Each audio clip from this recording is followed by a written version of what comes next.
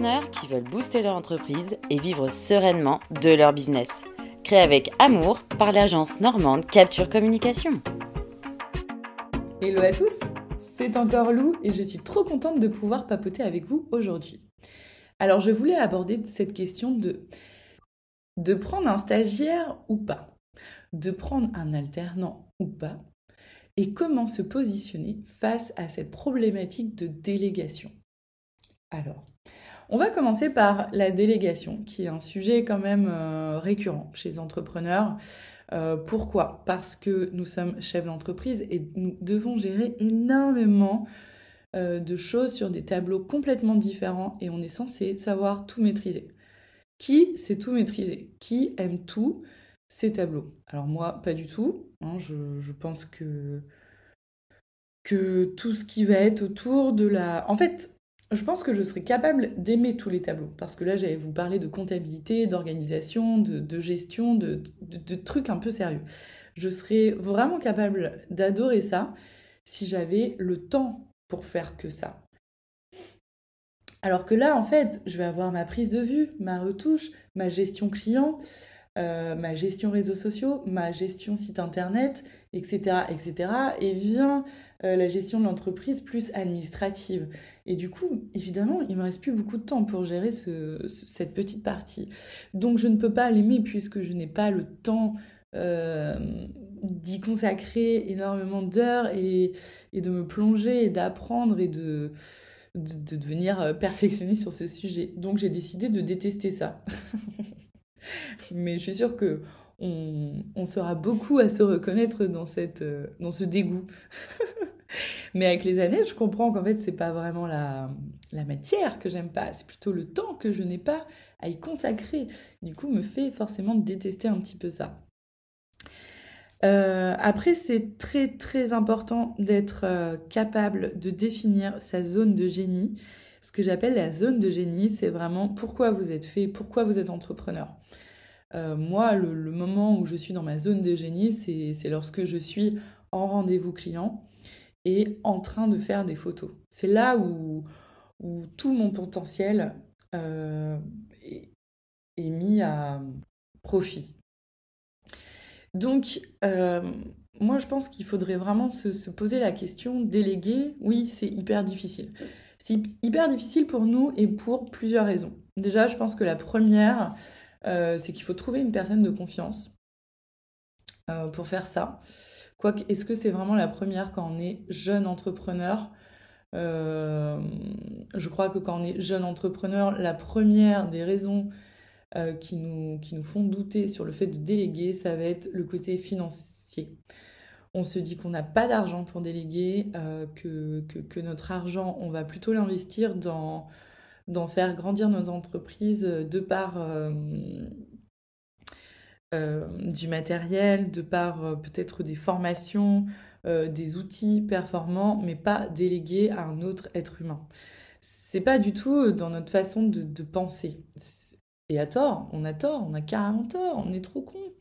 Mais c'est comme ça et je pense que ça évolue au fur et à mesure des années d'expérience et des prises de conscience aussi sur le fait qu'on ne peut pas être partout, que notre zone de génie ne peut pas être dans tous les domaines et que le temps, c'est de l'argent. Le temps, c'est de l'argent. Le temps, c'est du kiff qu'on ne passe pas avec nos proches, qu'on ne passe pas avec nous-mêmes. Donc oui, on est ultra passionné par notre entreprise et il y a plein de choses à faire qui sont passionnantes et c'est passionnant d'apprendre plein de nouveaux petits métiers, d'être polyvalent, d'être compétent sur plein de niveaux. Mais on ne peut pas être partout et on est en train de s'user et surtout on fait des choses qu'on n'aime pas donc on n'est pas forcément doué. Par exemple, je reprends l'exemple de la compta, mais la compta, c'est pas quand on est auto-entrepreneur, c'est pas très compliqué. Yes. Sauf que un vrai comptable, il va pas juste faire ta compta, combien t'as encaissé ce mois-ci.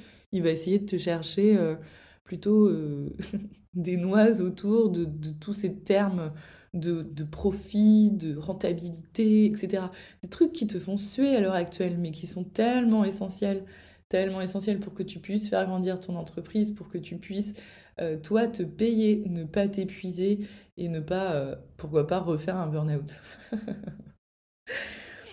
Bref, ça, c'est une vraie question. Déléguer avec ce côté financier, c'est pas cool, c'est effrayant. Ensuite, on a souvent peur de déléguer parce qu'on a peur que les autres ne nous comprennent pas et fassent plutôt mal les choses ou pas assez bien. Quand on est chef d'entreprise et qu'on est seul dans l'entreprise, on a cette tendance à contrôler tout ce qu'on fait. Bah, évidemment, on est tout seul, donc on contrôle. Donc quand on a une perte de contrôle, ça peut être un petit peu stressant. Mais en fait, il faut se dire que cette perte de contrôle, elle est là aussi pour nous booster, pour nous donner des nouvelles idées, des angles de vue auxquels on n'aurait pas pensé. Comme une discussion avec des amis dans un café ou dans un bar un soir. Vous savez, il y a un moment donné où on va partir dans des discussions qui vont être nouvelles et alors on va dire plutôt des débats et on va avoir des angles de vue auxquels on n'aurait pas pensé et ça peut être désagréable, mais ça peut être aussi hyper constructif et en général, on en ressort avec des nouvelles idées, des nouvelles façons de comprendre les autres aussi, de voir comment ça peut fonctionner et de voir aussi comment on pourrait faire autrement finalement. Et peut-être qu'il y a des solutions, des compromis à prendre pour faire grandir encore une fois notre entreprise. Voilà. Déléguer, c'est, je pense que c'est la clé de la réussite. S'entourer, c'est la clé de la réussite aussi. Pour moi, ça va avec s'entourer et déléguer. Je pense que c'est important. Je suis la première à avoir du mal à lâcher, hein. Et financièrement, je suis comme vous. C'est juste pour déjà nous payer nous, donc payer quelqu'un d'autre, c'est compliqué. Néanmoins, je commence à déléguer certaines tâches. Cette année, par exemple, j'ai délégué, alors j'ai toujours délégué mon site internet puisque je n'ai absolument pas les compétences. Et donc là-dessus, je suis très très douée pour vous dire, vous ne savez pas trop faire un site internet, mais le faites pas. En fait, le faites pas. Pourquoi? Parce que déjà, vous allez mettre 2 ans à le sortir. Parce qu'il va falloir apprendre à faire un site internet, il va falloir réussir à faire ce que vous avez en tête et il va falloir ne pas douter et foncer. C'est impossible en 2 mois, on est d'accord, hein? On est d'accord. Euh, Ensuite, vous allez, je suis désolée, hein, mais je suis sûre qu'il va pas être bien fait. Il va pas être responsive, donc c'est-à-dire qu'il va pas s'afficher correctement sur vos téléphones portables. Dommage, vos clients ne prennent que leur téléphone portable. Vous allez voir votre site sur votre ordi, mais pas du tout, vos clients sont sur leur téléphone. Pensez-y quand même. Au niveau du graphisme, ça va pas forcément être foufou, ça va pas du tout ressembler à ce que vous aviez en tête. Vous avez été obligé de faire des compromis pour pouvoir finir votre site internet et au final, il n'est pas fonctionnel, il n'est pas à votre image, il n'est pas à l'image euh, de votre valeur ajoutée, de vos compétences, de votre savoir-faire. Donc c'est trop dommage. Ça va vous desservir. Trop nul.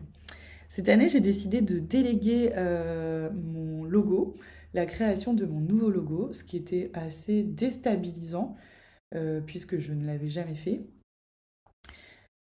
Et que ça, c'est une compétence que j'ai. Donc forcément, c'était délicat. Et quand on commence à s'attaquer au logo, on parle forcément de personnalité, de valeur, d'introspection, et c'est quand même assez compliqué. Donc, par contre, j'étais absolument ravie de me mettre dans la peau de mes clients et de voir à quel point c'est dur. Et c'est dur de lâcher prise et de se laisser faire par quelqu'un qui a vraiment des super compétences pour réaliser le logo qui sera parfait pour vous pendant 5 ans. C'est hyper dur, donc ça j'en ai conscience et je sais, mais vous savez pas le temps que j'ai gagné, les prises de tête que je me suis enlevées, mais je m'en suis rendu compte. Je pense que je suis quelqu'un qui peut lâcher assez vite l'affaire. Genre, bon, Lou, fous-toi la paix, ça serait bien d'avancer un petit peu, ok. Euh, Par contre,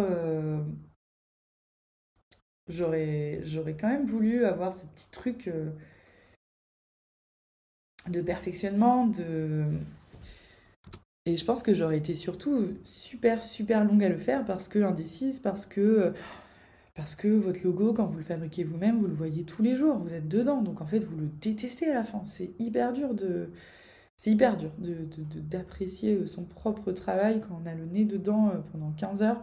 C'est difficile. Donc voilà, je l'ai délégué et je ne l'ai pas délégué à Obéline parce que je voulais aussi qu'elle n'ait pas cette pression que j'allais lui mettre sans faire exprès.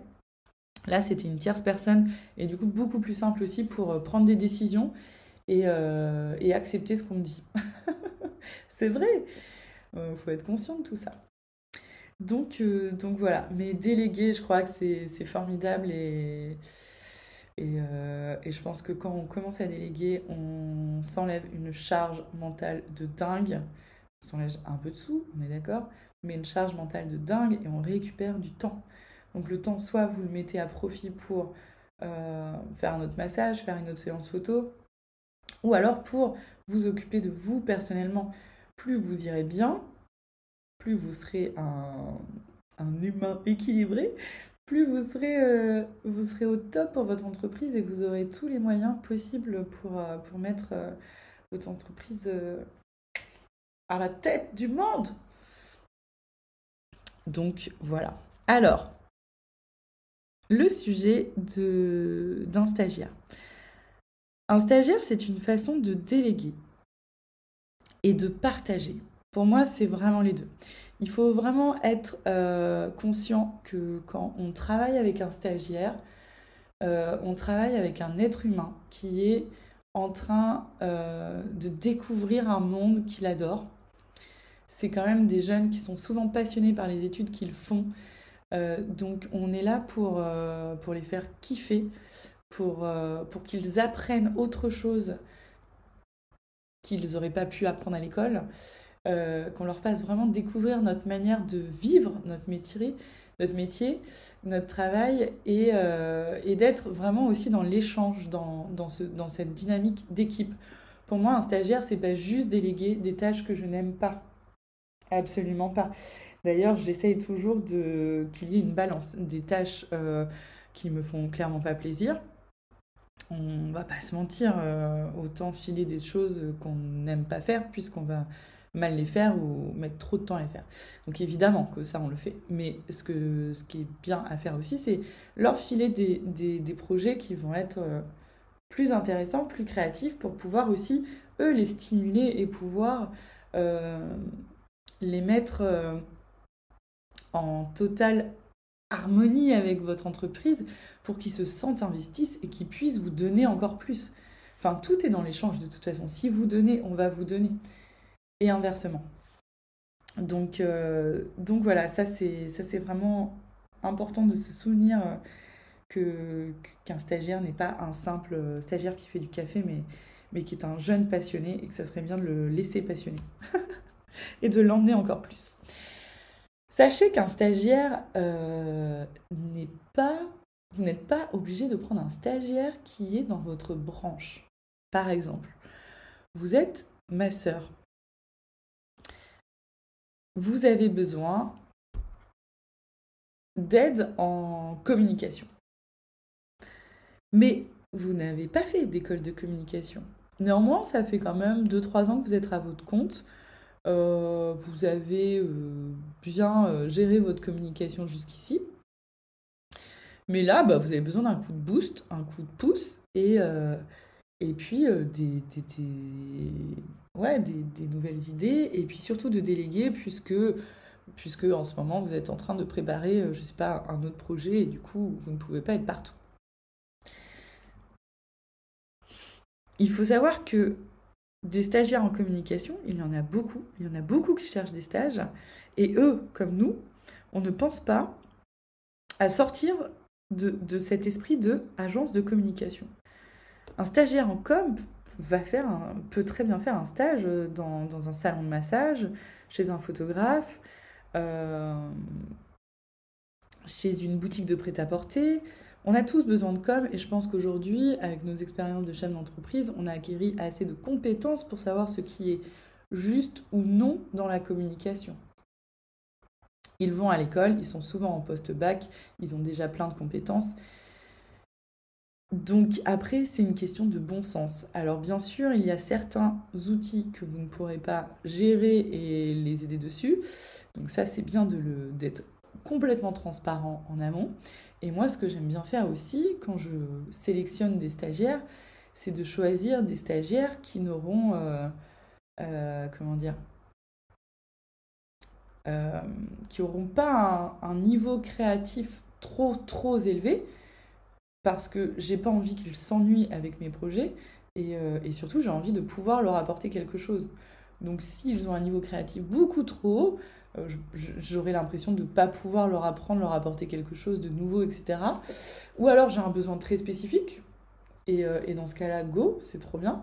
Mais toujours en transparence, moi j'aime vraiment leur dire, voilà, on va utiliser ça comme logiciel, est-ce que tu as, oui, non, ça je maîtrise moins, mais par contre, je pourrais bien sûr t'accompagner sur oui, c'est bien, non, comment on pourrait arranger les choses, comment on peut construire, déconstruire, réinventer le projet, comment on va faire des recherches, etc., etc. Ça, c'est quand même important à prendre en compte. Donc ouais, vraiment, moi, mon conseil, c'est un stagiaire, c'est cool. Un stagiaire qui est pas forcément dans votre cœur de métier. Donc si vous êtes masseur ou si vous créez des bijoux par exemple, vous n'avez pas besoin de ce genre de cœur de métier. Vous avez peut-être plus besoin de quelqu'un qui va vous accompagner sur des idées créatives pour votre communication. Et sachez que des étudiants en communication, selon leur école, le mot communication peut être extrêmement large. J'ai vu des formations où le mot communication regroupait la communication visuelle, donc le graphisme, la création de supports, etc.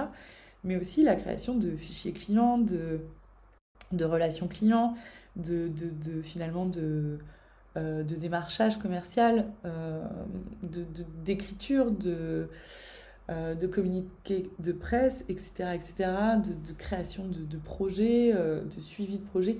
Donc ça peut être hyper vaste et ça peut être tellement enrichissant d'être aux côtés de jeunes qui ont des compétences qu'on n'a pas et d'autres qu'on a et qu'on a envie d'exploiter et de pousser encore plus loin. C'est trop chouette.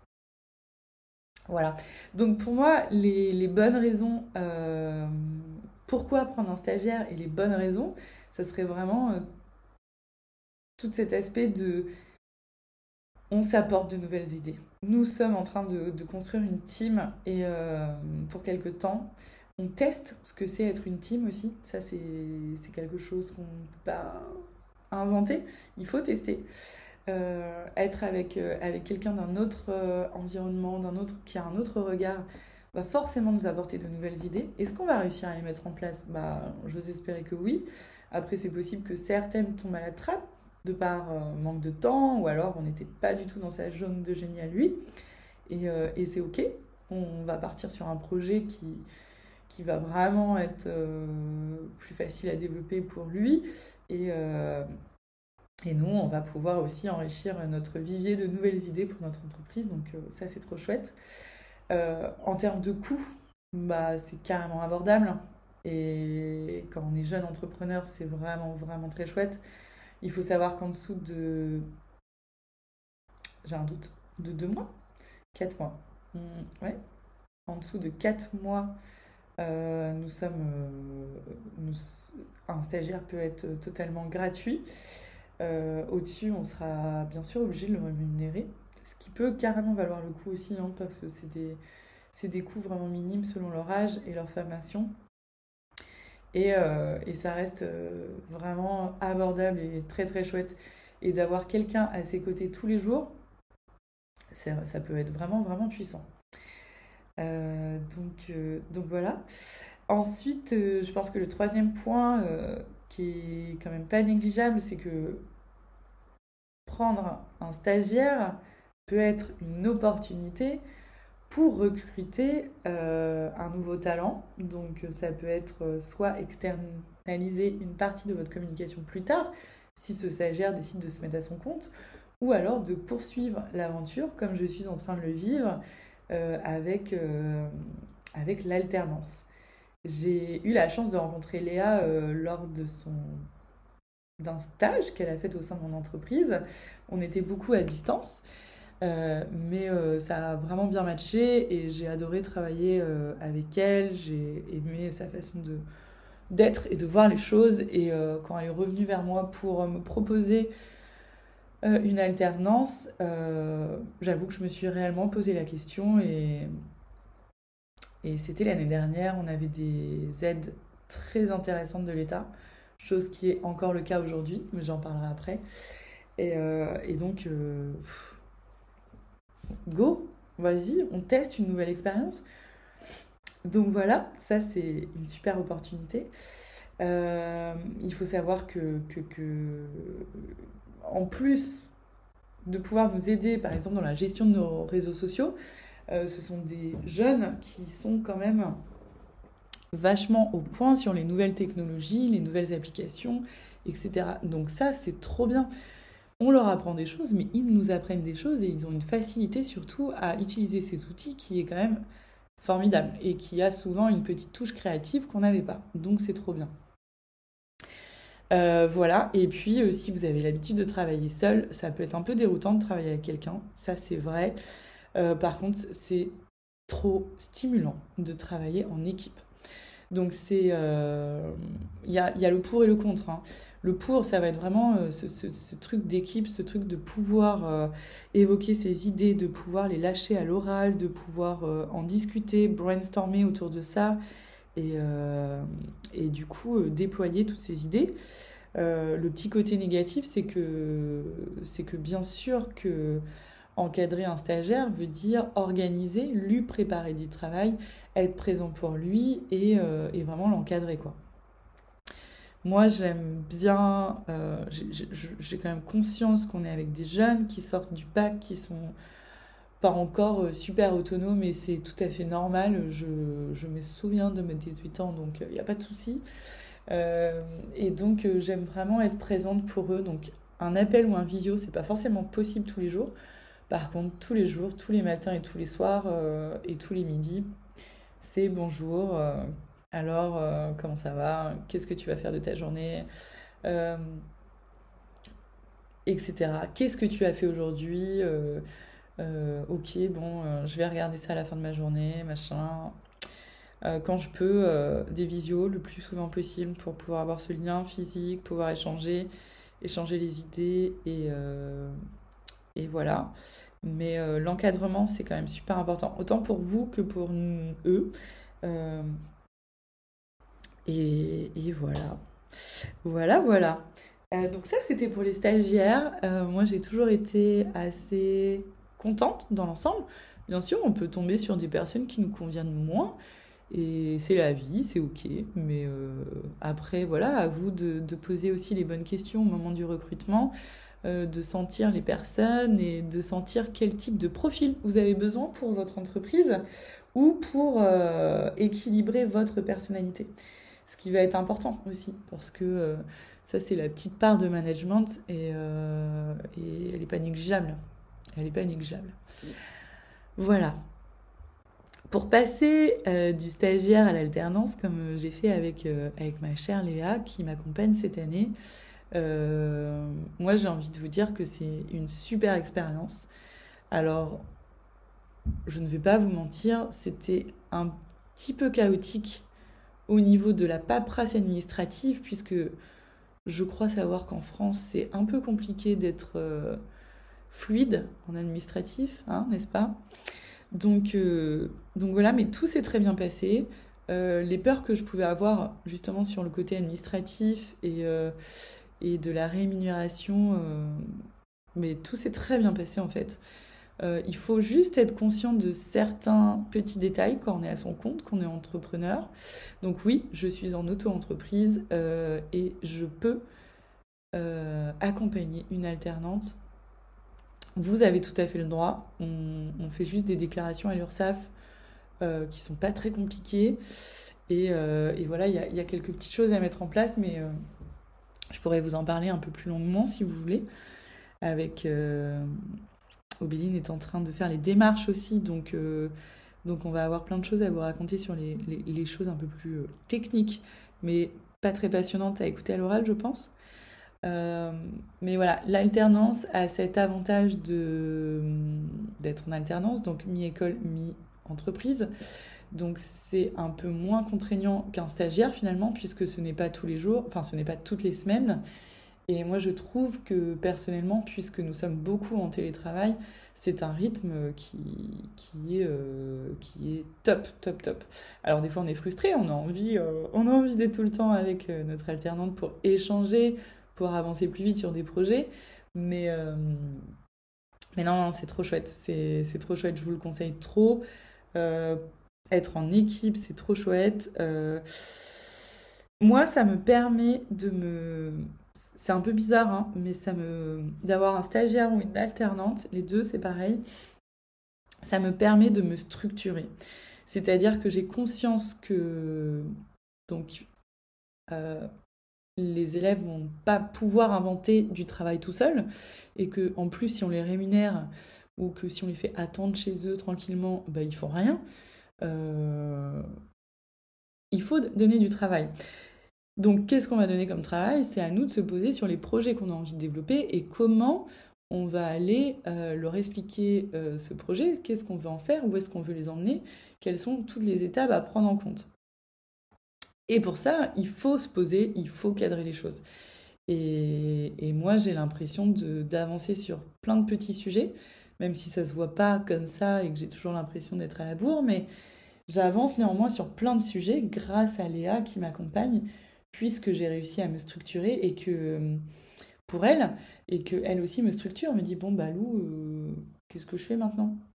Ah, qu'est-ce que tu fais? Bah oui, il y a ça à faire, donc on va reprendre, on va faire comme ci, comme ça, etc. Euh, J'essaie aussi un maximum d'emmener Léa dans des projets qui vont euh, développer ses compétences, des projets qui vont développer les compétences dans lesquelles elle est moins à l'aise, d'autres dans lesquelles elle est super à l'aise et du coup j'ai envie qu'elle s'éclate aussi. Ça c'est important, je trouve, de faire vraiment la balance entre les deux. Et après d'aller chercher avec elle euh, dans quel sujet elle serait le plus à l'aise pour voir comment elle va pouvoir poursuivre sa poursuite d'études ou son projet professionnel. Et pareil, c'est assez passionnant de voir tout ça de l'extérieur et d'être proche d'un jeune comme ça pour son avenir. Je trouve ça assez enrichissant et très gratifiant. C'est trop chouette. Donc voilà, je ne peux que vous recommander. Par contre, je pense sincèrement que je n'aurais jamais pris une alternante si je ne l'avais pas eu en stage. Parce que on a besoin de se sentir, j'avais vraiment besoin de savoir que cette personne allait pouvoir être autonome. Euh, ouais, l'autonomie, c'est vraiment important. La confiance, c'est super important. On va confier quand même beaucoup de choses personnelles, des mots de passe, des états d'âme, des choses comme ça. Donc il faut pouvoir se sentir en confiance à fond, parce que sinon ça ne peut pas marcher. Euh, donc, donc voilà. En tout cas, j'espère que ce petit podcast vous aura motivé à tenter l'aventure et si vous avez envie d'en parler un peu plus, je suis présente pour échanger avec vous sur ce sujet qui me passionne et qui me nourrit chaque jour puisque voilà, on reste dans l'échange et dans l'humain, donc c'est trop bien. À bientôt!